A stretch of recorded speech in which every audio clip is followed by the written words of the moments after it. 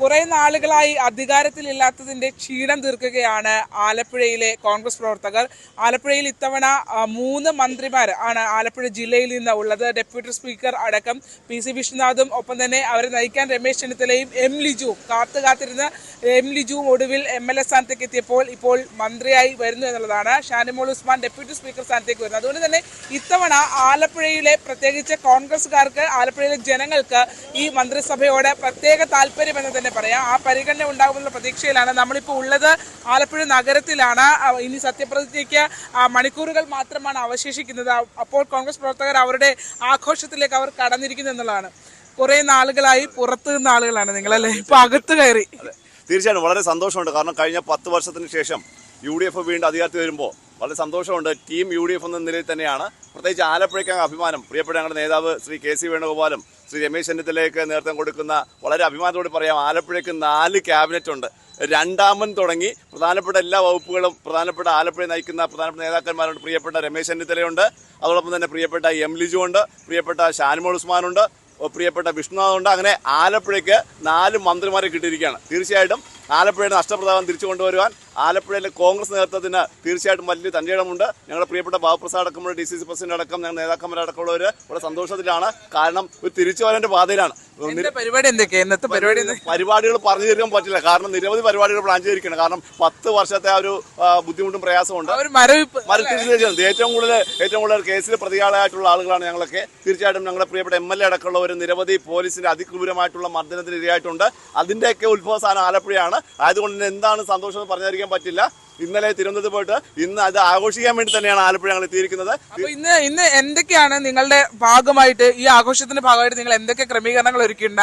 ആർക്കൊക്കെ അപ്പുറത്ത് ഇപ്പുറത്തൊക്കെ ഇരിക്കുന്ന വേറെ പാർട്ടിക്കാർക്ക് കൊടുക്കാം? എല്ലാവർക്കും നമുക്ക് വോട്ട് ചെയ്തവരാണ്. അപ്പം ശരിയാണ്. കാരണം ഒരു ഇത്രയും ഭൂരിപക്ഷം പലയിടത്തും ആരും പ്രതീക്ഷിച്ചിട്ടില്ല.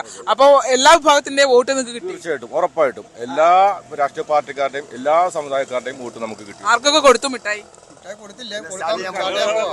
ഇതൊന്ന് ഞാൻ ഒന്ന് കണ്ടത് തൊപ്പിയൊക്കെ വെച്ച് രാവിലെ തന്നെ നിൽക്കും. എനിക്കൊന്ന് കുറച്ച് പഴക്കം ചെന്ന കോൺഗ്രസ്സുകാരാണ്. എന്താ പേര്? അബൂബക്കർ. എന്ത് തോന്നുന്നു ഈ നിമിഷം?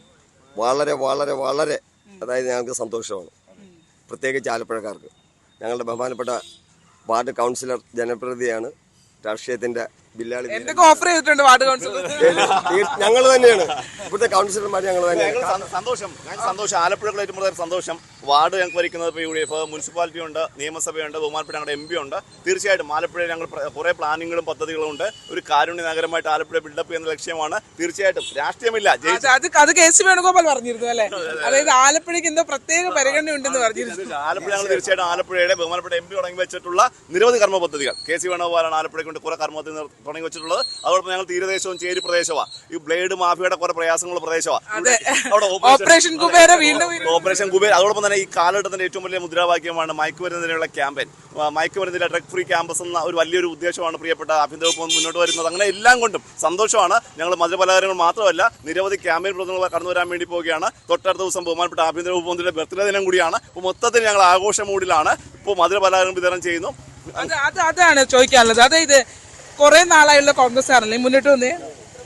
ഈ എം ലിജു തുടർച്ചയായി പരാജയപ്പെട്ട ഒരാളായിരുന്നു അല്ലെ? ഇപ്പോ വിജയിച്ച് ഒരു എന്താ പറയാ മന്ത്രി പദത്തിലേക്ക് കൂടെ എത്തുന്നു. അപ്പൊ ലിജുവിനെയൊക്കെ പോലെയുള്ള ആളുകൾ തുടർച്ചയായി പരാജയപ്പെടുന്ന സങ്കടം തോന്നി, നിരാശ തോന്നിയിരുന്നോ? കരഞ്ഞിട്ടുണ്ട്. തീർച്ചയായിട്ടും ഞങ്ങള് ഈ മണ്ഡലം വിഭജനം വന്നതിന് ശേഷം ആലപ്പുഴയ്ക്ക് ഒരു MLA എന്നുള്ളത് ഞങ്ങളുടെ സ്വപ്നമായിരുന്നു. അത് നേടിയെടുക്കാൻ നമുക്ക് AD തോമസ് വരേണ്ടി വന്നു ആലപ്പുഴയിൽ. ആ ഒരു തലമുറമാറ്റം കൂടെ ഉണ്ട്. ഇരട്ടി മധുരമാണ് ഞങ്ങൾക്ക് അപ്പൊ കിട്ടിയത്. ഈ ഭരണത്തോടു കൂടി ഞങ്ങൾക്ക് കിട്ടുന്നത് ഇരട്ടി മധുരം. ഞങ്ങൾക്ക് ഒരു MLA DCC പ്രസിഡന്റ് ഒക്കെ ആയിട്ടിരുന്ന ഒരാളാണല്ലോ ലിജു. അപ്പൊ ലിജു പരാജയപ്പെടുന്നതൊക്കെ കാണുമ്പോൾ നിങ്ങൾക്ക് എന്ത് തോന്നിയിട്ടുണ്ട്? കാരണം പ്രവർത്തനത്തിൽ വളരെ മികവുള്ള ഒരാൾ കൂടിയായിരുന്നു. തീർച്ചയായിട്ടും നല്ല കഴിവുള്ള ഒരു DCC പ്രസിഡന്റ് ആയിരുന്നു. ആലപ്പുഴയെ ചലിപ്പിക്കാൻ കഴിവുണ്ടായിരുന്ന ഒരു DCC പ്രസിഡന്റ് ആയിരുന്നു M ലിജു. അദ്ദേഹത്തിന്റെ പരാജയം ഒരുപാട് കോൺഗ്രസ് പ്രവർത്തകരെ വേദനിപ്പിച്ചിട്ടുണ്ട്. അതിന്റെ ഒരു 4 ഇരട്ടി മധുരമായിട്ടാണ് അദ്ദേഹം ജയിക്കുന്നു, അദ്ദേഹം മന്ത്രിയാവുന്നു. ഇത് UDF പ്രവർത്തകർക്ക് ആഹ്ലാദത്തിന്റെ നിമിഷങ്ങളാണ് ഇതെല്ലാം. സത്യപ്രതിജ്ഞയുടെ സമയത്ത് പടക്കമൊക്കെ പൊട്ടിക്കും ഇവിടെ ഉണ്ടാകും അല്ലേ? അപ്പം അതാണ് ഇത്തവണ നമുക്ക് എല്ലാവരുടെയും ജനാധിപത്യത്തിന്റെ ഒരു മധുരം അങ്ങനെയാണ്. കുറെ നാളുകൾ അവരെല്ലാവരും മാറി നിന്നിരുന്ന ആളുകളാണ്. ഇപ്പോൾ അവർ അധികാരത്തിലേക്ക് തിരിച്ചു വന്നിരിക്കുന്നു. അതുകൊണ്ട് തന്നെ മാറി മാറി വരുമ്പോൾ എല്ലാ വിഭാഗം ആളുകളും ഒരുപോലെ സന്തോഷിക്കുന്നു എന്നുള്ളതാണ് ആ ജനാധിപത്യത്തിന്റെ ഏറ്റവും മധുരപൂർണമായ കാഴ്ച എന്ന് തന്നെ നമുക്ക് പറയാം.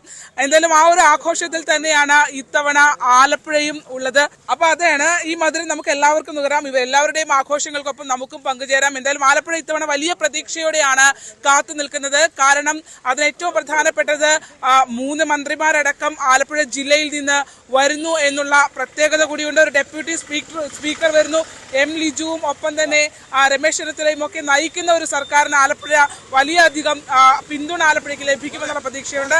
എന്തായാലും ആ ഒരു ആഘോഷം, അതായത് കുറെ നാളുകൾ നിന്ന ഒരു മരവിപ്പിനൊടുവിൽ അധികാരപദത്തിലേക്ക് എത്തിയ അതേ സന്തോഷം ആലപ്പുഴയ്ക്ക് ഉണ്ട്. ആലപ്പുഴയിൽ നിന്നും ശരണ്യ സ്നേഹജൻ, ന്യൂസ് 18.